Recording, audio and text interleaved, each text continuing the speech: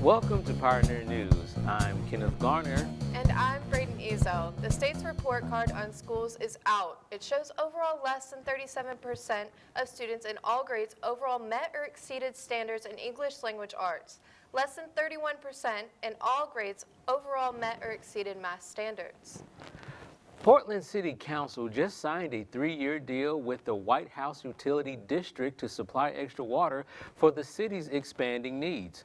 Now, Portland gets a decreasing amount each year from WHUD because it's not meant to be a permanent solution.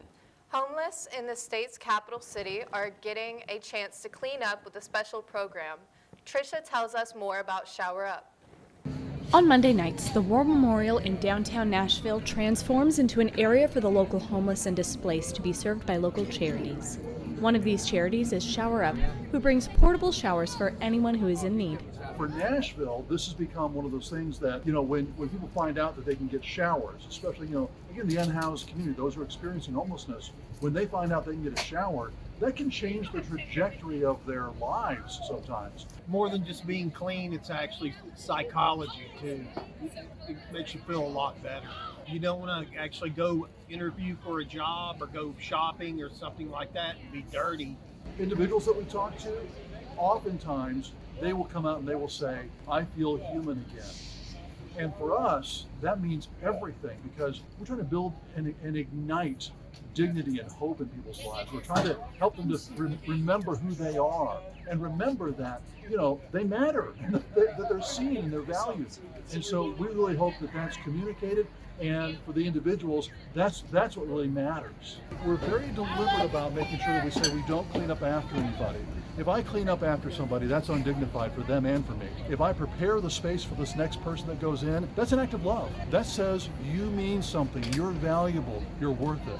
So that's a distinction that we make. So we don't have shower cleaners, we have shower prep crew. Well, there's a number of ways you can be involved with Shower Up. Because we are a charity, you can make a donation to us. We really survive because of the support of individuals, people who just care about making sure that people can have grace, hope, and love in their lives. You can also volunteer with us. You can go to our Amazon wish list, see some of those needs. You can select them, buy them, and they get shipped to us. It's just a couple of clicks. It's so easy. If you feel the need to donate to Shower Up this holiday season, one of the most needed items is Underwear, there you go. For Pioneer News, this is Tricia Sherrick. Need to take your mind off studies for a couple of hours? Well, Seth says head to the library. In addition to literature and an online database, the Volunteer State Big Pen Library also has access to multiple films for people's viewing pleasure and or education. We are here with Meredith Yates, a librarian in the building, to give us more info. What can you tell us about the selection of films that are in the library? The selection of films that we have here in the library started quite a bit before I joined Volunteer State in 2015, but the DVDs were all behind the counter, so you couldn't browse them. So in about the end of 2015, we decided that we wanted to make a browsing collection available where students and patrons could browse the material in person instead of online in the catalog. So we pulled out most of the films differentiating from the educational DVDs. Some kind of overlap. And then we also purchased quite a few films to start the browsing collection. We also have had several large donations, and we also took in some DVDs that have yet to be processed that were discarded from one of the other community colleges here in Tennessee. I see. We also take suggestions from students who have suggestions, would like to see either a specific title or some kind of genre more represented.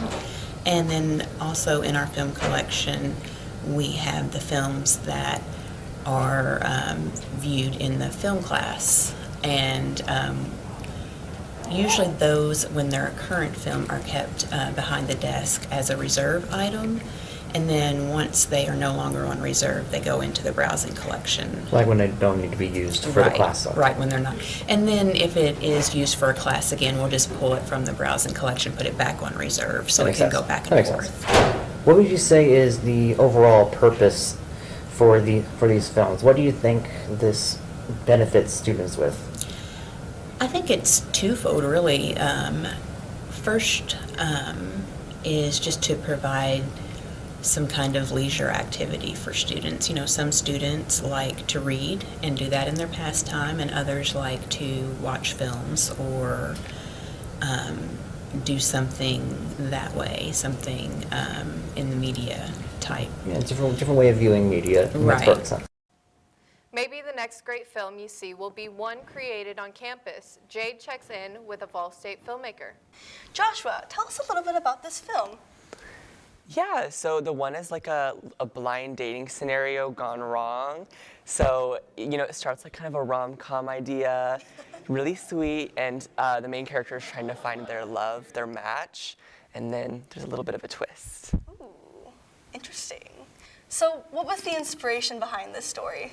So the inspiration behind this story is whenever I've seen like blind dating stuff in like media and movies and whatever, it's always been like heterosexual, and it's usually like, you know, the guys are sitting down and the girls move, or like vice versa.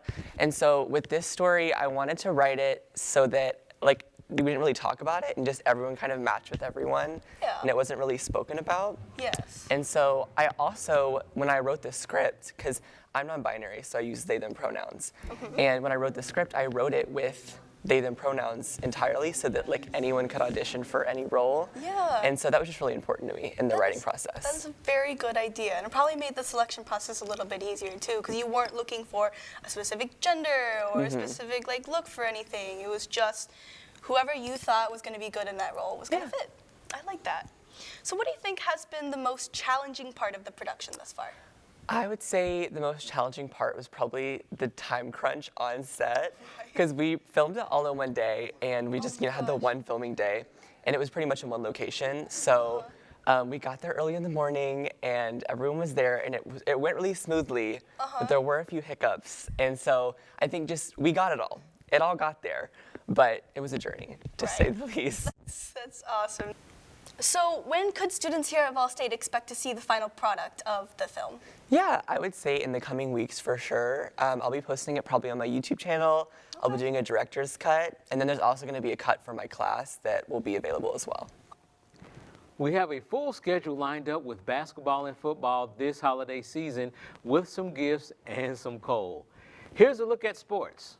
The Titans take on the Bengals on Sunday at noon. They're rolling off a 27-17 victory over the Packers. The Titans' Derrick Henry reached 2 rushing milestones versus Green Bay with his 10th touchdown for the season. He's one of only 4 Titans to hit that mark, and he passed the 1,000 yards test for the season mark. Tennessee lost Heisman candidate Hendon Hooker for the season after he tore his ACL in Saturday's 63-38 loss to South Carolina. With Hooker sidelined, Tennessee will turn to Joe Milton at quarterback Saturday against Vanderbilt. Ball State notched its first win for the season over the weekend with a 75-60 victory over the Cleveland State at Pickle. They take on Southeastern Illinois College at home tonight. Game time is 7:30. I'm Archer, and that's a look at Pioneer Sports. It's been kind of a roller coaster with Mother Nature as we close in on winter. Here's a look at the forecast. We're looking at clouds tonight and through the morning. The low 42. Expect some showers to go along with it, especially in the suburban Nashville and Gallatin. Tomorrow through the weekend it will continue to rain, but at least it's not snow. High tomorrow up around 55 and dropped into 44 and flirting in the 30s. Overnight through Sunday. So far, it looks like snow will not be impacting holiday traffic next week, but make sure you check your tire pressure because that cold will certainly be impacting that. I'm Will Reed with your Pioneer Forecast. Well, that wraps up this edition of Pioneer News. I'm Kenny G. And I'm Brayden Ezell. Thank you for watching.